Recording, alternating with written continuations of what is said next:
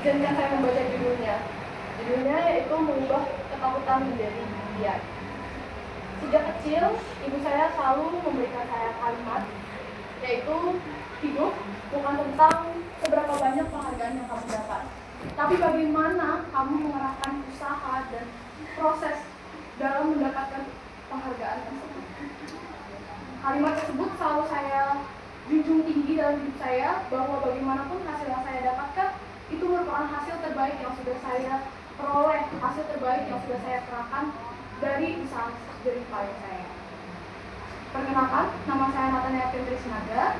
Saya adalah putri bungsu dari 3 bersaudara. Sejak kecil, saya sebenarnya bukanlah orang yang sangat ambisius maupun rajin. Tapi saya punya satu hal yang sangat spesial, yaitu adalah saya selalu takut. Saya takut akan segala hal. Saya takut akan masa depan, saya takut akan berjalan, saya takut akan berlari. Namun, ibu saya selalu bilang kepada saya bahwa ketakutan itu tidak boleh menjadikan penghalang bagi saya.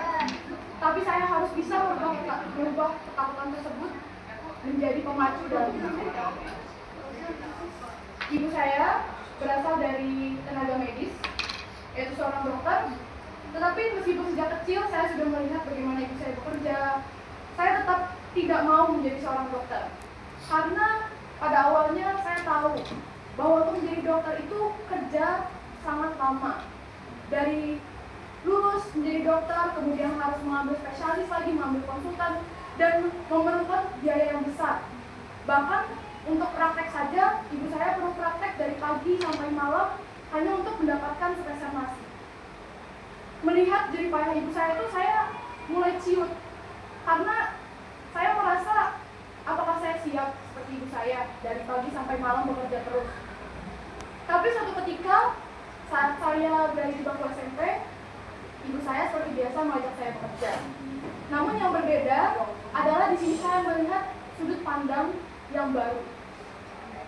Ketika ibu saya menyembuhkan salah satu pasiennya di ICU, saya melihat bagaimana usaha beliau untuk menyembuhkan pasien tersebut.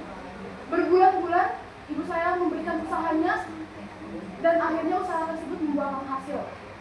Pasien tersebut bisa bangun dari tempat tidur, dia bisa bermain kembali seperti anak pada umumnya.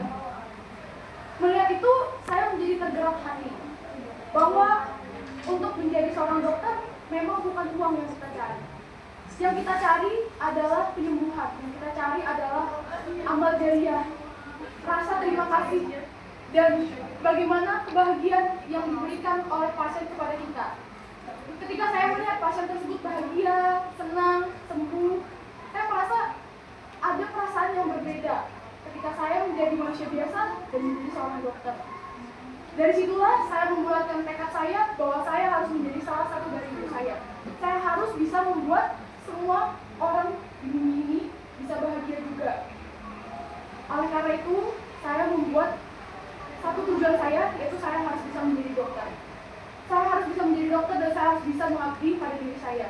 Meskipun saya takut bahwa untuk menjadi dokter itu perlu usaha yang besar, perlu banyak jerih payah, tapi saya yakin bahwa ketakutan saya akan bisa saya ubah menjadi impian saya yang sangat bermanfaat. Tapi untuk menjadi seorang dokter, sama seperti saya ucapkan, usahanya tidak main-main. Saya harus mempersiapkan cara masuk kuliahnya bagaimana, bahkan nanti setelah jadi lulus jadi dokter, saya harus bagaimana. Itu sangat susah. Jadi dari pertama ibu saya menyuruh saya untuk memilih dulu saya mau masuk di mana. Kemudian saya memilih Universitas Brawijaya. Di Universitas Brawijaya itu tidak ada siapapun yang saya kenal. Saya tidak tahu siapapun di Malang. Dan saya tidak tahu di Universitas Brawijaya itu bagaimana. Tapi saya selama beberapa tahun ini sering melihat research-nya kalau Universitas Brawijaya itu di QS yang tinggi. Jadi dia memberikan banyak penelitian dan Scopus yang dikeluarkan dari Universitas Brawijaya. Dengan begitulah saya yakin bahwa Universitas Brawijaya ini dapat membawa saya ke impian saya yang selalu saya cita-citakan.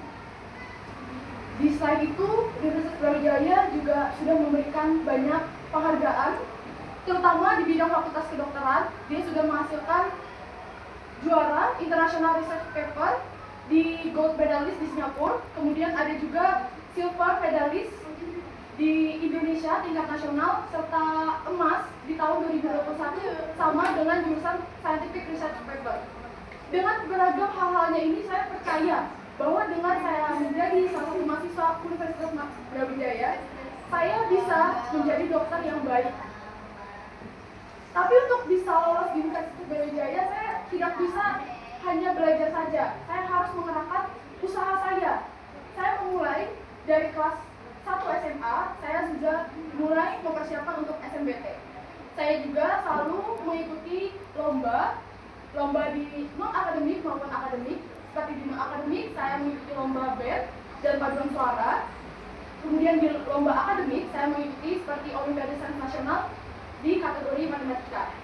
Kemudian tak kalah juga, saya selalu mempertahankan nilai saya dan menjadi siswa yang baik di kelas maupun di sekolah.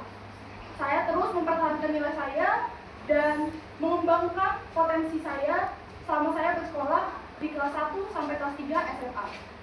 Tapi di sisi lain, saya juga memiliki ketakutan, yaitu SNBP tidak mungkin bisa menjaring semuanya. Mungkin saya tidak diterima sebagai salah satu pesertanya. Maka saya menyiapkan alternatif lain, yaitu saya mempersiapkan SNBT. SNBT sudah saya persiapkan sejak kelas 11. Saya sudah belajar PBU, PBM, dan LBI sejak saya kelas 11 semester 2. Saya sudah membeli bukunya, dan saya juga sudah intensif belajar saat saya di kelas 12 semester 1. Dan usaha-usaha tersebut juga memberikan hasil yang baik. Contohnya, saya memiliki skor SNBT yang cukup memadai agar saya bisa diterima di Fakultas Kedokteran Universitas Brawijaya. Nantinya saya harapkan setelah saya diterima dan lolos menjadi mahasiswa Universitas Brawijaya, saya bisa menjadi mahasiswa yang baik, yaitu saya akan mengikuti lomba sama seperti alumni lainnya, yaitu Scientific Research Paper. Saya sebenarnya memiliki kegemaran untuk membaca jurnal, yaitu jurnal di bidang kedokteran, terutama di bidang saraf. Jadi saya sangat suka untuk membaca jurnal tersebut.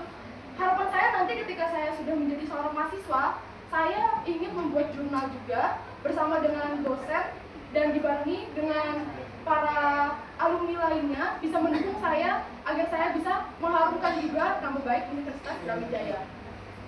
Harapan saya nanti setelah saya lulus menjadi seorang dokter, saya seperti impian saya tadi akan kembali ke kampung halaman saya, yaitu di Kalimantan.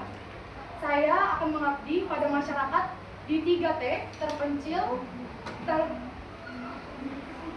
3T, dan saya akan mengajar di sana. Saya juga akan melayani di sana. Karena saya tahu dulunya ibu saya itu sebenarnya dulunya ibu saya itu bekerja di 3T, yaitu di rantau. Dan saya melihat bagaimana pasien-pasien di sana itu sangat lambat ditolongnya. Saya tidak mau hal tersebut selalu terjadi, karena Indonesia harus maju. Apabila kesehatan tidak bagus, bagaimana bisa Indonesia maju? Dan karena impian saya itu sama seperti ibu saya, membuat semua masyarakat bisa bahagia, saya harus bisa mulai dari diri saya sendiri, yaitu saya mau kembali ke kampung halaman saya dan saya mengabdi kepada mereka. Karena saya tahu mereka adalah orang yang paling sangat tidak dipedulikan, karena saya melihat juga banyak dokter yang kekurangan di sana. Fasilitas yang tidak memadai maupun banyak jasa-jasa yang dimahalkan biayanya. Nantinya setelah saya menjadi dokter, saya akan kembali ke sana dan saya akan membuka apotek. Saya akan bekerja sama dengan pemerintah sekitar, dengan mungkin ketua desa. Saya akan membuat tempat balai pengobatan, karena terutama di daerah seperti Loksado itu belum ada pengobatan ya, belum ada puskesmas. Puskesmasnya belum berjalan dengan baik. Saya ingin kembali dan saya ingin mengharumkan nama kedokteran, karena saya tidak mau banyak dokter oknum-oknum yang malah membuat banyak pasien tidak tertolong. Saya ingin menjadi orang yang berbeda. Begitulah impian saya yang awalnya saya takut untuk menjadi dokter, namun saya sekarang tidak takut lagi dan saya siap menghadapi segala masalah yang ada di depan. Ibu saya juga selalu berkata kepada saya bahwa kamu harus menjadi terang di antara semua manusia di sekitarmu, agar terangmu bisa membawa cahaya bagi mereka, supaya mereka ketika malam bisa diterangi jalannya. Sekian presentasi dari saya. Selamat pagi.